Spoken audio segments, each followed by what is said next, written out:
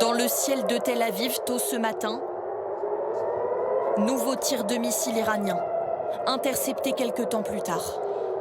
2000 km plus loin au Qatar, un panache de fumée, signe là aussi d'une interception.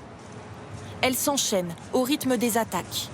Depuis le début du conflit, les Émirats arabes unis disent avoir intercepté par exemple 54 drones et 165 missiles balistiques. Avec quels moyens de défense? Le principe est identique dans de nombreux pays, le voici. Lorsqu'un missile ennemi est lancé, de puissants radars le détectent. Sa trajectoire et sa vitesse sont ensuite calculées, puis un missile d'interception est tiré depuis le sol pour intercepter la roquette hostile.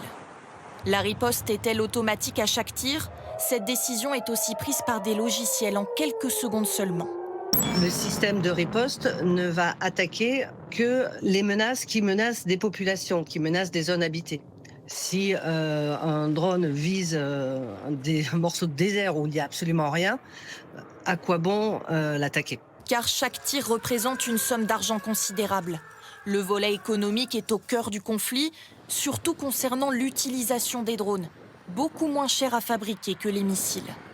Le drone Shahed, par exemple, utilisé par les Iraniens, ne coûte que 17 000 €. Alors que ce qu'on envoie pour l'abattre, le missile du système Patriot, lui, vaut 2 à 3 millions d'euros. Moins coûteux, donc plus facile à envoyer par centaines sur une même cible. On pense que ce week-end, au Qatar et aux Émirats, il y a eu des salves d'en gros de 500 à 600 drones en même temps.